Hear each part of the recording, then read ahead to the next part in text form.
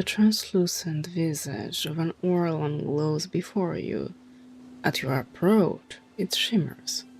You are swallowed by a tide of bewilderment. As your mind strains toward the confused soul, the presence of the other spirits begins to prick at the edge of your awareness. You sense their rage is directed not only at the bright soul, but at your intrusion. A rush of grisly images flash before you, sadistic murders, violent torture, and wars. A din of spiteful whispers assaults your mind as the depraved souls relive their gruesome crimes. They take glee in the terror of their victims. The confusion of the bright soul lessens. Emboldened by your presence, it shines with steady azure glow. The whispering souls retreat to the shadows. Your mind clears. You extend your perceptions to the bright soul, and it reaches out to you in turn. The world slips away. You wake with a start, unable to breathe. Someone covers your mouth with their hand. Their grip is so tight that you can taste the salt in their sweat. You hold from your bed by three dark figures. They drag you screaming down the stairs and toss you into the road. You stumble to your feet only to be painfully thrown back. Taut ropes bite into the flesh of your wrists. "Murderer!" accuses one. "Betrayer!" shouts another. Your neighbors watch from their windows, mouths agape. None of them come to help. They turn away as you scream their names. You feel a jolt on the back of your head and darkness envelops you. When you come to, your knees ache against cold sandstone. You betrayed nothing, killed no one. Confusion and pain swirl in each panicked plea. Hardened eyes stare back at you through slits and expressionless mask. You find no reprieve in them. Words are spoken but lost within the rhythmic pounding in your head. This can't be happening. The masked figure demands justice. A sword swings and you feel the hot bite of steel against your neck. Oblivion rolls over you like a tide. Abruptly, you find yourself back in the ruin. The confused spirit pleads to you without words, its shimmering glow almost childlike. You were executed for a crime you didn't commit. It wasn't your fault. If you've seen what you need to see, Watcher, I'd like to fulfill my duty and reap this soul. Will you allow it? Shoti raises her lantern, eager. The light slices eagerly across her face. "I'll deal with this myself." I have a calling, Watcher. You can't keep me from... Shoti bites her lip to cut the complaint off. With a sigh, she sets her lantern aside.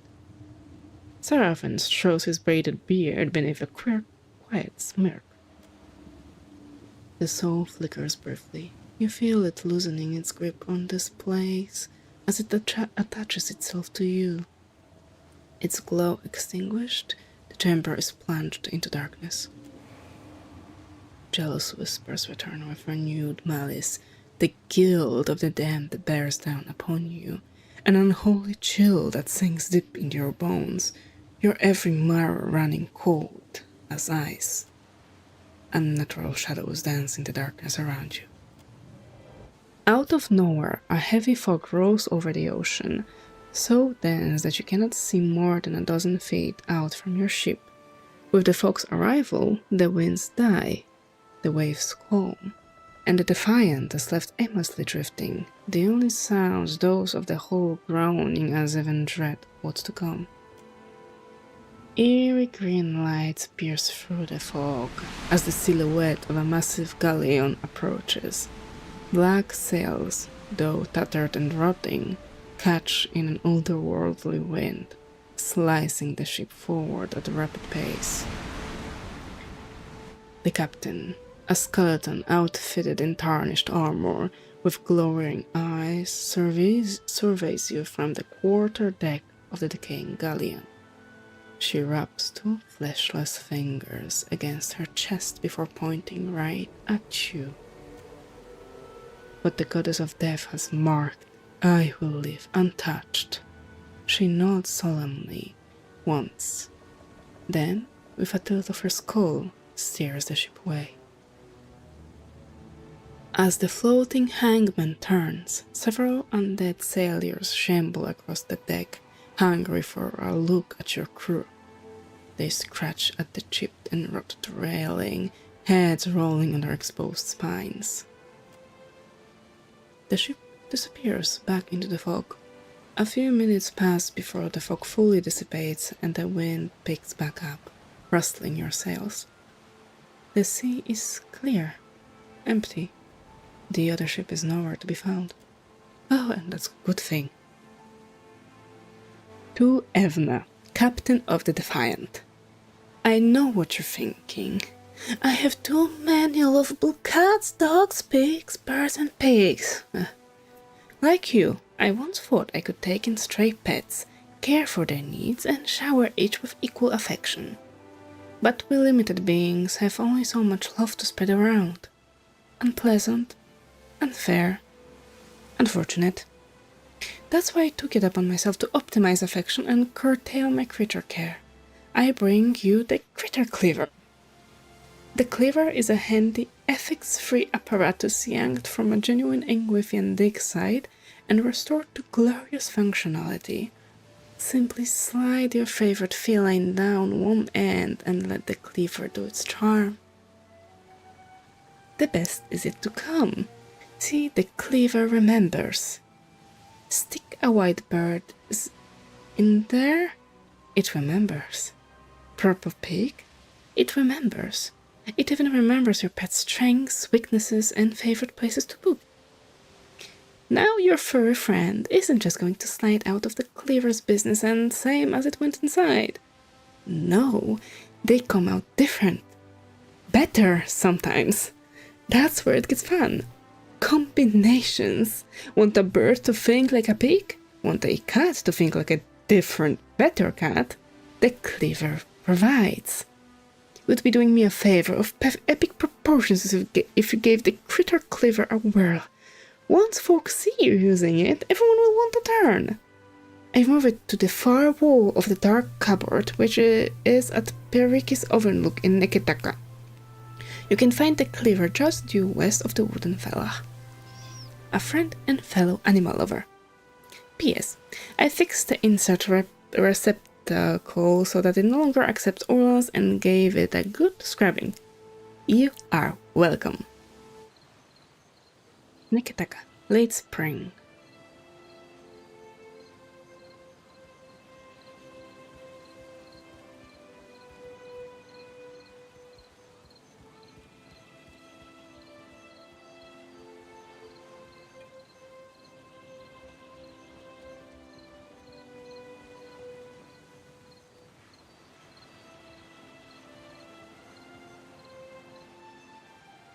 As you walk down the dock, your approach is noted by a cadre of heavily armored Aumaua.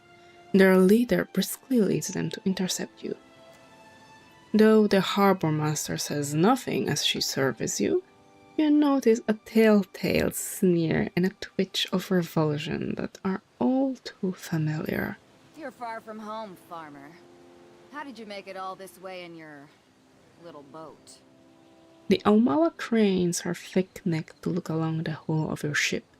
Her expression conveys equal portions of incredulity and pity. Why do we gotta be farmers just because we're from Deerwood?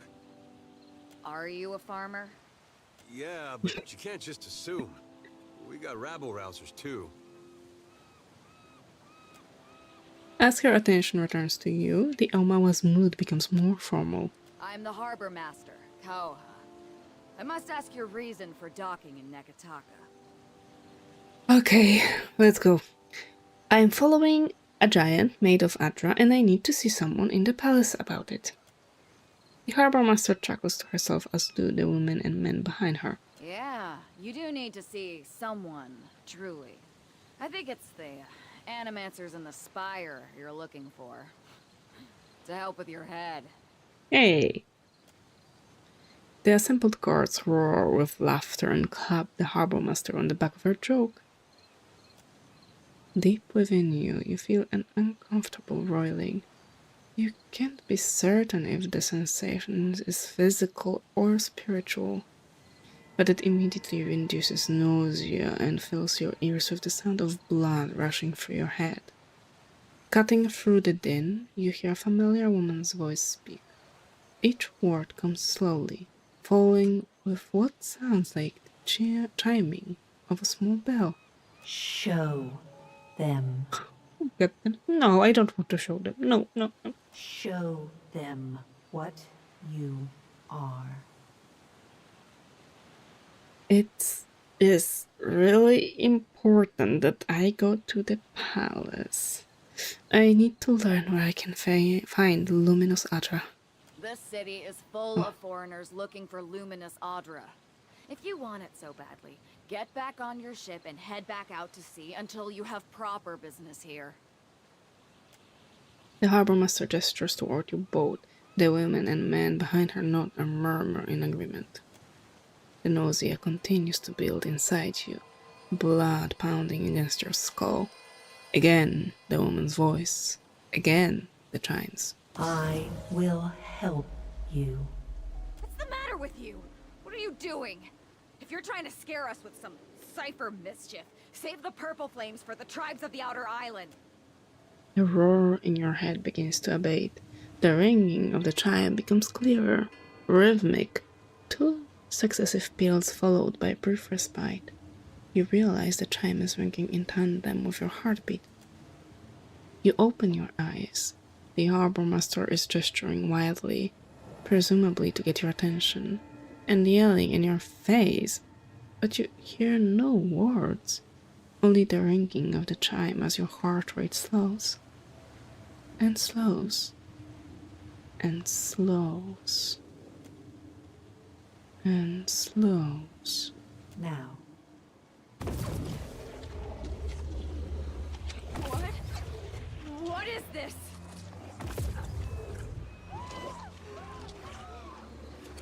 Run for it!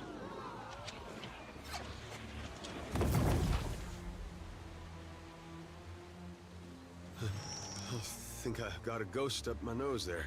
Sorry. That's better. Alright. Well, Pallegina! Watcher. Tiverus. Is it really you? Hey, I know those feathers. Pallegina. It's been ages. But what's happened to your armor? You two know each other? I mean, I wouldn't be jealous if you did. Jyoti's eyes flick back and forth between you and Pallegina. She bites at her bottom lip, but says no more. Know this last cap? Oh, weren't aware you favoured feathers. Shush. Pallegina's mouth hangs open in shock. Though her hair and feathers have the same immaculate grooming as when you last saw her, her breastplate's 5 sounds have been carefully scratched off. She looks down at the armor and back up to you with a pained glance. So, Pallegina here, she is a paladin, and she is also godlike, like I am, but her patron is the goddess of wind and birds, and any creature that flies, basically. Hiel is her name. I'm sure that even at Cadnua, you must have heard what happened when I returned to the Republics. I did. I'm sorry things didn't work out for you. She glances away and gives an appreciative nod. You can see the muscles in her jaw clenching as the seconds pass. The Republic survived. That is the most important thing. And here the company's business seems to be getting on fine without my interference. Are you working for the Valen Trading Company now? A pathetic laugh escapes her lips. She turns her gaze down, shaking her head. No. No company associated with the Dukes will employ me now. I get by working as a ship guard. At least I can be among my people, even if they look down on me. I could use your help. I'm hunting down Iotas. Her eyebrows arch, the membranes of her eyes sliding out and back as the weight of your words hits her. I suppose I should not be surprised, considering all we went through. But no, I will not be coming with you, Watcher. I would be lucky if I wound up dead. Come on, the things didn't turn out all that. Corres, Watcher. A mixture of sadness and anger flashes across her face. It is quickly replaced by her familiar, calm expression. She nods once, then turns to go. Smooth cap, like barnacles. Hey. I guess you could say that she participated in Wind of Changes. Because I was the reason for that change. We Oh, can no. summon the guards if you want to be difficult, Aimiko. Kindly leave. If Luca doesn't see reason, the Duape will lose their lands. For their sake, I must... That's enough out of you. Good day. The young Juana wears a disconcerted frown. He meets your approach with the flicker of a welcoming smile, but it dies down quickly. Please, I must ask a favor. What say? Do you have business with the Valian Trading Company? Not yet, at least. Why? My people of the Duape. We signed a contract with the company.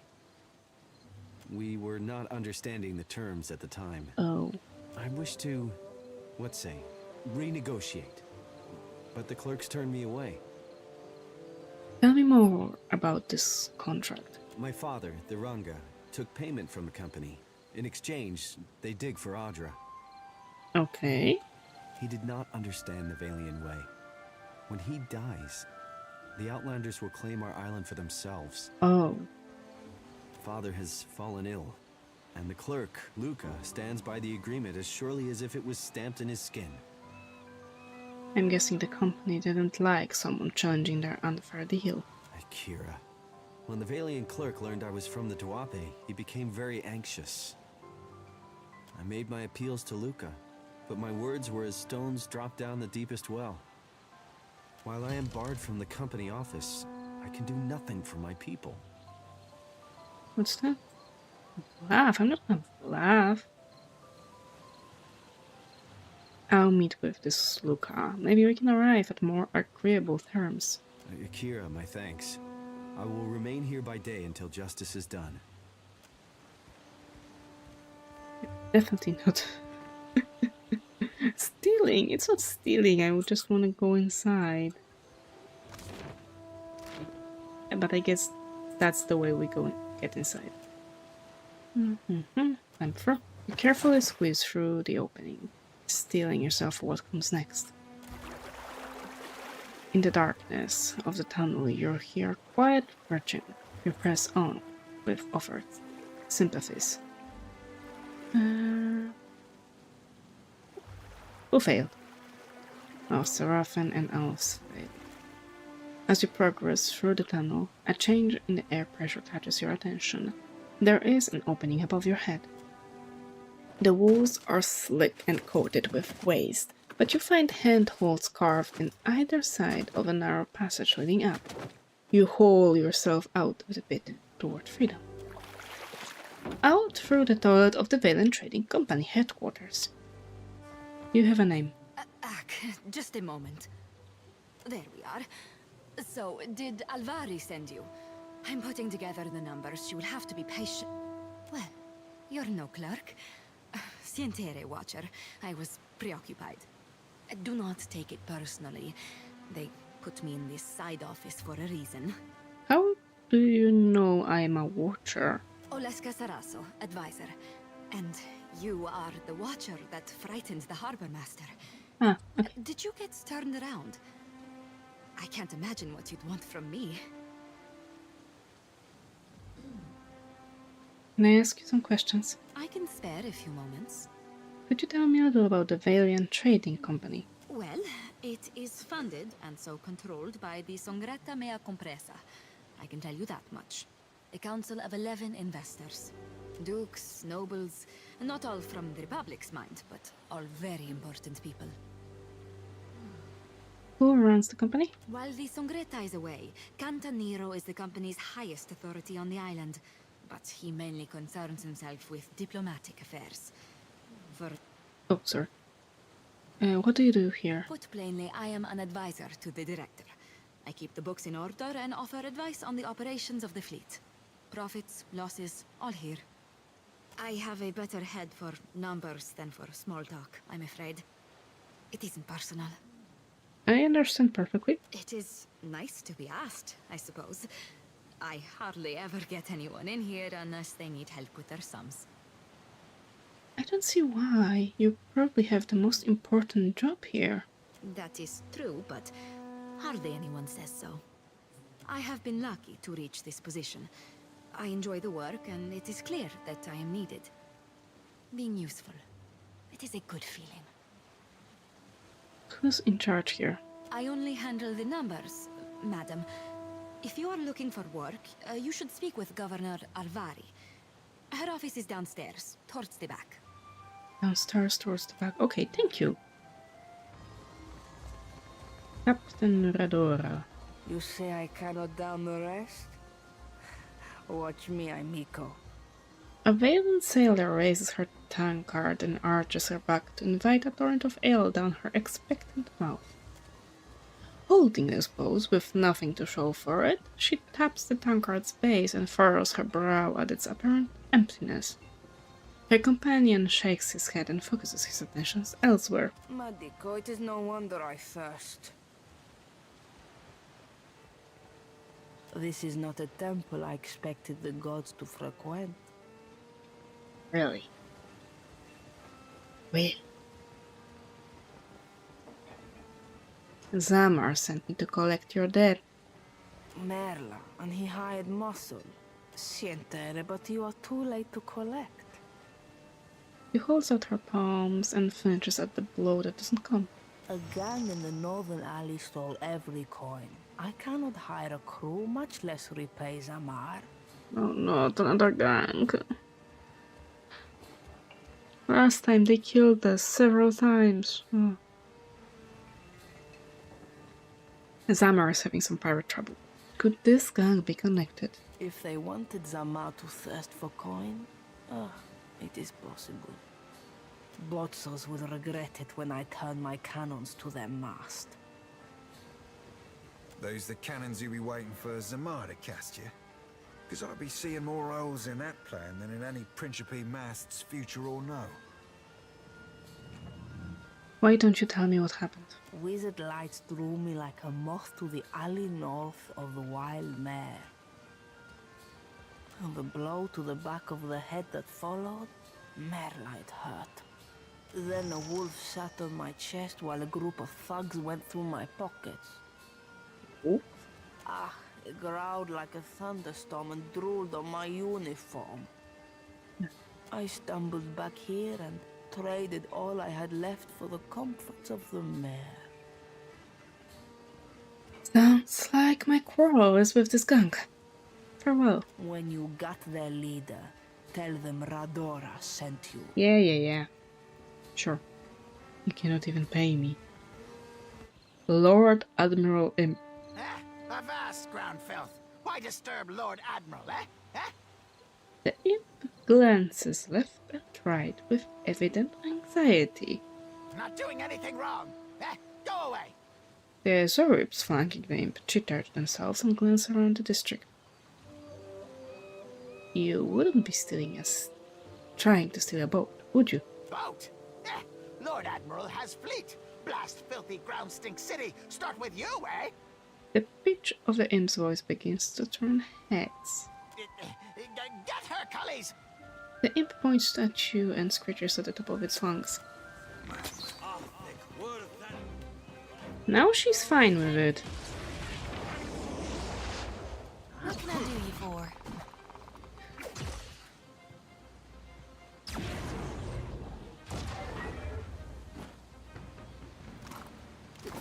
All right. No, I have no idea what happened, really.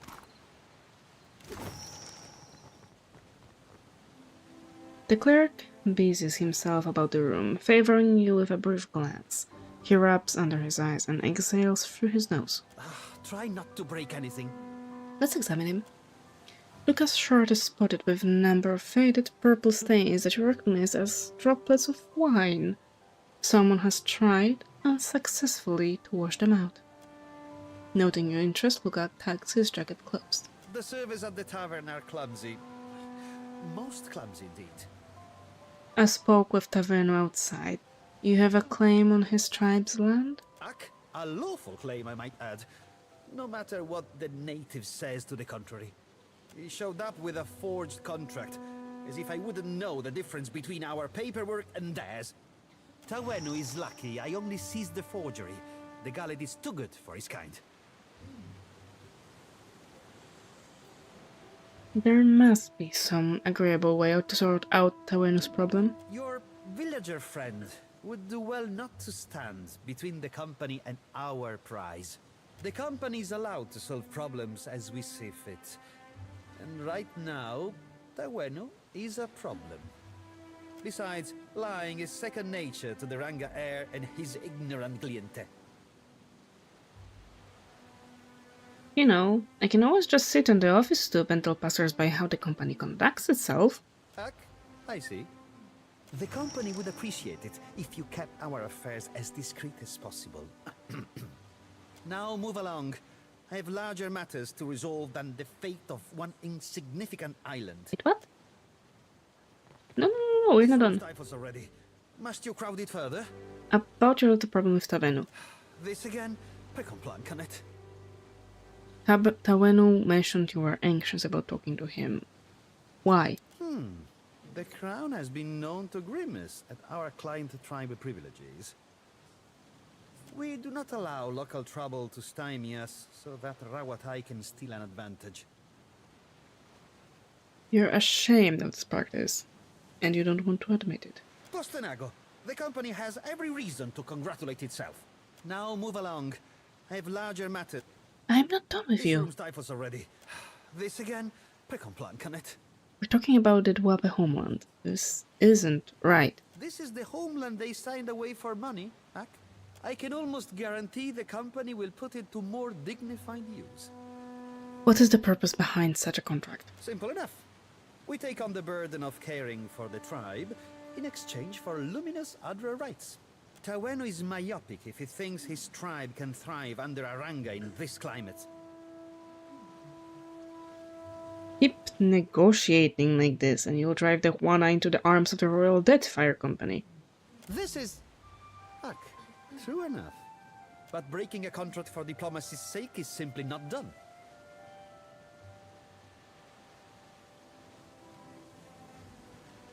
You can't think of a single loophole we could exploit to... No! The company loses nothing by letting go of an island they never had. I would be remiss to uphold one contract to the detriment of our operation. Go on then. Some of us have more important duties. I was... Akira, you return. What say, friend? A strange smell follows you, I say. I hope you're not unwell. Luca listened to reason. The Dwape will keep their island. Akira, I cannot believe. A light after our long sorrow. My village is modest, but I came prepared. I set aside a few gems for trading. They are yours by right. Thank you. I'll accept whatever payment you have to offer. You are a friend of the Dwape. We do not forget. Tawenu smiles, rolling his shoulder with the ease of one who stands suddenly taller. Who are you? Why are you here? And here I thought Tawenu would hold vigil on the company's stoop until the last shard of Adra was dredged up from the ruins of his village. Sometimes it pays to be wrong. Someone had to step in and help. Plenty of folk disagreed with you, it seems. I wonder, what makes you so different? Have you seen my face? Or my forehead, to be precise? Many would have said that this is making me different. The Valian Trading Company is so fixated on incremental profits that by the time they make any real headway, Rawatai will own every island in all but name. And the Hawana are so gullible that their loyalties will be spread across 500,000 contracts, and nothing but black powder will remind them who truly owns Deadfire. Stop by the Royal Deadfire District sometime. Rawatai needs men and women of action to represent our interests, and I can see a promising career for someone like you. Everyone seems so I must over say, here our for adventures us. together have been a welcome change of pace. Thanks. I appreciate your company too. When we first met in the Deerwood, you were struggling for your sanity. Now you're fighting for your soul. No rest for the wicked. I can't imagine the weight of that burden. And yet you've borne it, and more remarkably. It's not as though I have no choice. But you do. The gods have sent you after Aethys, and every power of note in Deadfire has their own plans for you. That puts you in a position of incredible influence. Oh, no, we're not going that way. I've known you to be a person of rare kindness. Still, I'm pleased to see that you don't take your responsibilities lightly. I'm just making this up as I go along. Perhaps so. But you must know how many lives hang in the balance. I hope you'll remember this in the days to come. Don't worry, I will. We can speak to Caleb. Oh, hello. Sansa! To my shop. It's such a pleasure to see a new face. We know Sansa. He was in a boat as well, and he also had a map emporium. Of course. How might I assist you? What do you do here? Oh, I am a cartographer.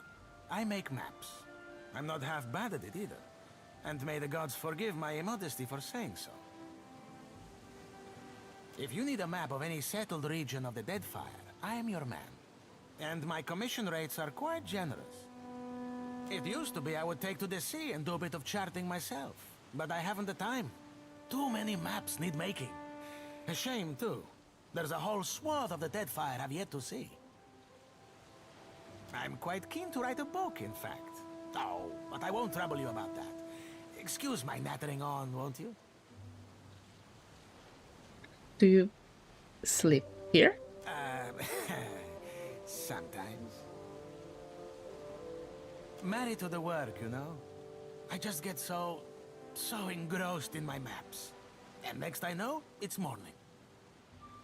Sharing a bed with a few maps is a good sight better than sharing with Caleb, I'll tell you that. He always hogs the blankets. Nice dog. You think so? He is a magnificent beast, isn't he? He's been a bit low lately. Between you and me, I think he's heartsick for the sea. You said you're writing a book? I'm putting together an explorer's account of the Deadfire. Or at least the part of it Queen Onekaza's tribe has laid claim to. My book will be the first of its kind. The Explorers Club will go mad for it. Or, well, that was the idea. It's a fiercely dangerous enterprise, in point of fact, and nobody will agree to chart the islands for me.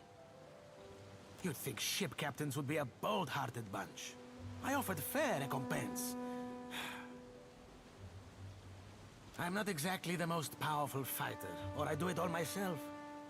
Still, wouldn't it be wonderful? An explorer's guide to the Deadfire. Someday. Oh no, that will end in death of 5 cartographers. Don't do that. Oh, I've got a bold heart and a ship. Need a hand? Do you mean it? This is... Wow! I can't thank you enough. It's a lot of ground, I mean water to cover, and some of these islands are in very dangerous waters. Don't worry, I planned it all out. We'll get your feet wet first. With a little experience under your belt, I'm sure you'll get a taste for it. Nothing will stop us. I mean, you. The idea is to explore all the islands that haven't been charted yet, or even named. That falls to you, Anika. You can't tell me you've never wanted to name your own island? I already have one. I thought we could start with the waters around the company outpost at Port Maggi. There are 2 islands in the region, and nobody's taken much notice of them yet. Once you're back, I'll start filling in my map and adding your findings to the book. Oh, this will be wonderful. So she asked him what he calls that trick, and he says the consueli. I guess you're the funny guy. You the one causing trouble in Cotter's neighborhood. The wolf at this man's side raises her heckles and growls. He shushes and pats her behind the ears, all the while keeping his focus trained on you. I thought Remaro's pup kept better company. Ahoy, friend. So you still be doing that old referring yourself by name thing? Would have thought it'd have cost you enough lays by now to be dropping that affectation. Cotter has not missed the sound of your voice, Seraphin. Your smoke and mirror ghosts do not impress Kaletzia, and they do not scare Cotter. Sorry, Valian names all sound the same to me. Which one is the pretty wolf? Oh. You'll know soon enough. Evna finds them amusing, which is enough for Evna. Cotter likes you already. What do you want? Nice wolf. Siletzia is Cotter's heart. She is his rage and his spirit. Okay, I get it. Target her first. Someone robbed Captain Radora. You have anything to do with that? Depends. You seeking Vengiata for that house? She owed money to Zamar. Money I need back. Cotter heard a newcomer was talking with Zamar. Wrong play, Cotter. Let's be keeping this as friendly fucking chats. Lest the captain be calling your raise. Look, Siletzia. Your supper comes with blue fur. Tell the shipwright to accept Cotter's deal before he suffers another setback. Tell me my business again, and I'll sew your wolf into a pair of boots, amico. Not Siletzia. His hand goes to the scruff of his companion's neck. A chuckle rises from his mate, which they fight to suppress. There's better ways to scare him than threatening innocence. Cosi, and whose side are you on? Your Casita or the wolf? No one threatens Cotter, you overstuffed boil. Lusa's voyage would be a mercy compared to what I have planned for you. Kata flinches and turns to his crew. He studies each of their faces in turn. This one's not worth it. Thank you.